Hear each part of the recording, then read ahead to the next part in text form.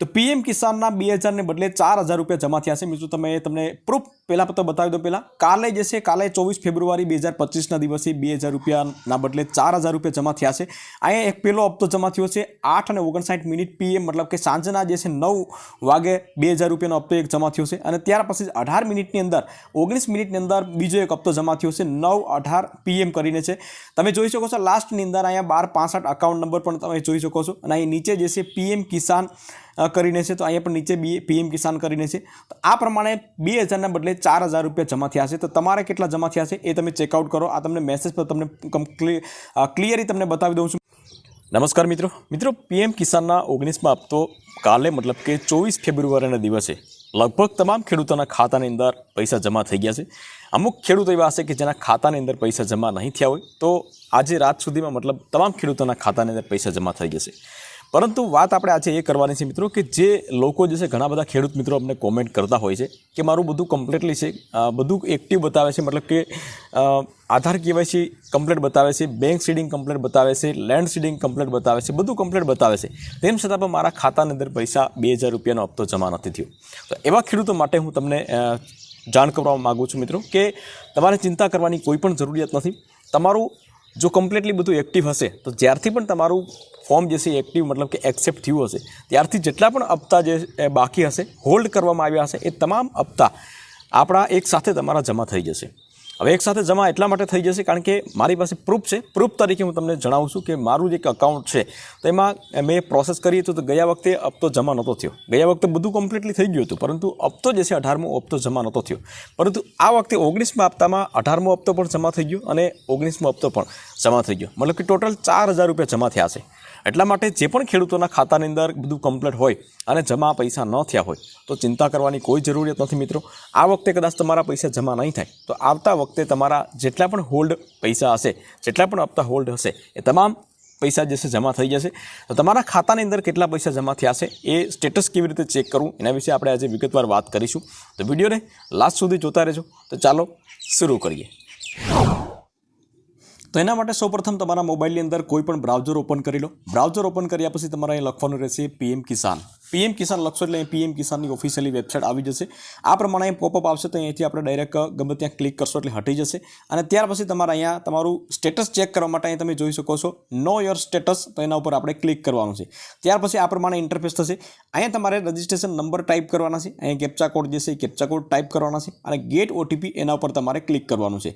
Gate OTP पर click करशो एटले तमारा मोबाइलनी अंदर एक ओटीपी नंबर जशे ए ओटीपी आमां तमारे टाइप करवानो छे। परंतु रजिस्ट्रेशन नंबर घणा बधा खेडूत मित्रों पासे नहीं होय। ज्यारे पण तमे फॉर्म भरेलो हशे त्यारे तमने रजिस्ट्रेशन नंबर ज मळ्या हशे प्रिंट नहीं मळी होय बराबर। तो नो होय तमारी पासे तो नो योर रजिस्ट्रेशन नंबर एना पर तमे क्लिक करो अने अहींया आधार अने मोबाइल नंबर बे माध्यमथी तमे रजिस्ट्रेशन नंबर मेळवी शको छो। दाखला तरीके तमारे मोबाइल नंबर थी मेळवવો હોય તો અહીં मोबाइल नंबर टाइप करो। અહીં सिलेक्ट करी मोबाइल नंबर અહીં मोबाइल नंबर टाइप करो कैप्चा कोड टाइप करी અને गेट डेटा एना पर क्लिक करशो એટલે તમારા મોબાઈલમાં એક ઓટીપી નંબર જશે। એ ઓટીપી નંબર તમારે આમાં टाइप करी અને ओके करशो એટલે તમને રજિસ્ટ્રેશન નંબર મળી જશે। तो मैं यहाँ रजिस्ट्रेशन नंबर और कैप्चा कोड जैसे कैप्चा कोड टाइप करीने अहीं गेट ओटीपी एना पर आपणे अहींथी क्लिक करवानुं छे।